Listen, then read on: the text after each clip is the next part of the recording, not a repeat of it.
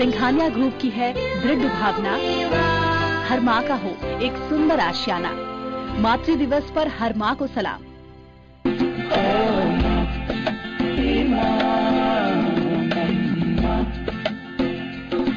नमस्कार, मैं हूं गौरव शुक्ला। हमारी आज की खास पेशकश है मेरी माँ। उसने खुद को खोकर मुझ में एक नया आकार लिया। धरती, अंबर, आग, हवा, जल जैसी ही सच्चाई अम्मा। माँ का जिक्र होते ही हमारे जहन में कुछ ऐसे ही ख्याल कौंधते हैं। माँ और बच्चे का रिश्ता इस कायनात में सबसे ज्यादा खास होता है। वो माँ ही है जो तब हमारी बात समझती है जब हमें बोलना तक नहीं आता। मदर्स डे के मौके पर आज हमारे साथ मौजूद हैं 4 खास मेहमान।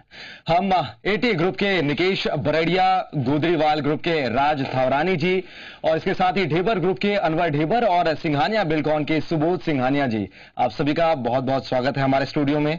और हमारे इन खास मेहमानों के दर्शन के साथ ही होती है यशोदा का नंद लाला, ब्रिज का उजाला है। माँ के बिना तो जीवन अधूरा है।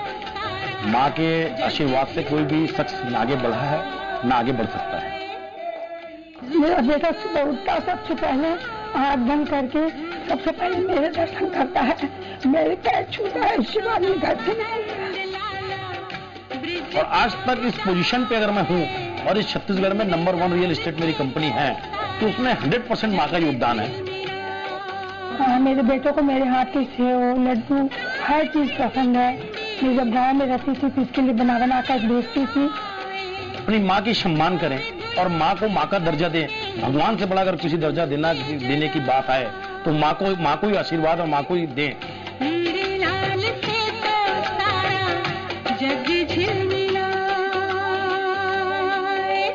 तो चलिए बात करते हैं सुबोध सिंघानिया जी से।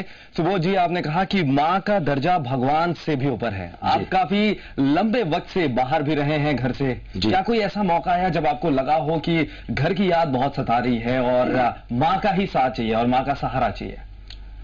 देखिए सर, ऐसा है कि मैं जब एजुकेशन में रायपुर में पढ़ता था, नागपुर गया, दिल्ली गया जब पढ़ने, तो माँ की जो याद है, जो हम लोग माँ की जब याद आती थी, हॉस्टल में जब हम रहते थे तो एक छुप छुप करके रोते थे। माँ की जो तुलना है, माँ की जो याद है, उसको कभी नहीं भूला जा सकता। माँ की आज भी अगर हम इतने बड़े हो गए हैं पर जो माँ की जो जब तक आशीर्वाद ना ले हमारे दिन की शुरुआत नहीं होती। खासकर मेरा और मैं सभी छत्तीसगढ़ के इस IBC 24 के माध्यम से बोलूंगा कि ब्रह्मा विष्णु महेश के ऊपर दर्जा अगर किसी का है वो तो माँ का दर्जा है। और माँ की मैं अपनी शुरू से अपनी लाइफ में ये डिसाइड, मैं और मेरे बड़े भाई साहब श्री सुभाष सिंघानिया जी जो कि अभी इस दुनिया में नहीं है, हम लोगों की शुरू से हमारे ग्रैंडफादर मेरे बाबा जी ने यह हमको शुरू से सिखाया कि हम लोग सब भी सुबह उठते हैं तो सबसे पहले धरती माँ का धोख खाते हैं। बिस्तर से उठते सबसे पहले धरती माँ का धोख खाने के बाद हम अपनी माँ और पिताजी का धोख खाकर उसके बाद भगवान का दर्शन कर अपनी दिनचर्या स्टार्ट करते हैं। यह आज शुरू से करते आ रहे हैं। अगर मम्मी पापा घर पे हो तो बगैर धोख खाए मैं घर से निकलता नहीं हूँ। आज मेरी आदत शुरू से ये रही है जी, और आज भी इसका मैं पालन करता हूँ। नहीं, बिल्कुल, ये एक सबसे अहम है क्योंकि ये संस्कार हमारे यहाँ घर में बचपन से ही सिखाए जाते हैं। एक और अहम, काफी पर्सनल मैं सवाल पूछना चाहूंगा। माँ जब हमें सिखाती है उस वक्त से सिखाती है जब हमें बोलना भी नहीं आता, हमें कहना ही वो सिखाती है, हमारी तुतली भाषा को वो समझती है जी।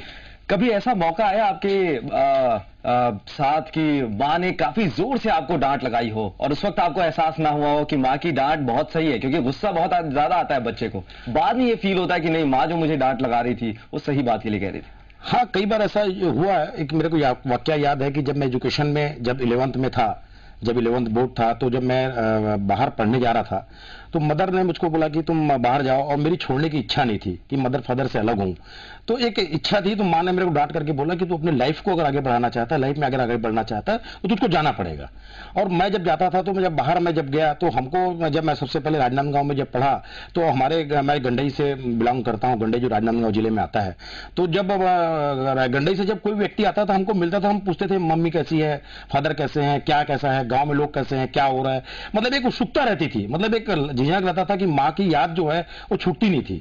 आज उस समय हम लोग हॉस्टल में रह करके माँ को दिल से याद करते थे, और आज भी ये पोजीशन है कि अगर हम बाहर जाते हैं तो बगैर माँ से बात किए बिना मैं तो नहीं रह सकता, मेरी ये जी हाँ। पर्सनल आदत है। बिल्कुल। तो जब जिस वक्त माँ ने ये निर्णय लिया कि तुमको बाहर जाना है, पढ़ना है, उस वक्त हो सकता है कि ये लगा हो कि क्यों घर से दूर किया जा रहा है, जी। लेकिन वो आपकी काबिलियत को बढ़ाने के लिए कहीं ना कहीं जरूरी थी। जी जी जी, बिल्कुल 100% सही बोल रहे हो कि एक माँ ही एक ऐसी है जिसको अपने बेटे के लिए चिंता रहती है कि वो दिन दुगना रात चौगुना अपने बच्चे को बढ़ते हुए देखे। पिता का तो योगदान रहता है, पर माँ की जो भावना रहती है, माँ का जो आशीर्वाद रहता है, वो पिता से कहीं बहुत ज्यादा रहता है। और माता और पिता के आशीर्वाद से ही इस दुनिया में हर आदमी, हर शख्स आगे बढ़ता है।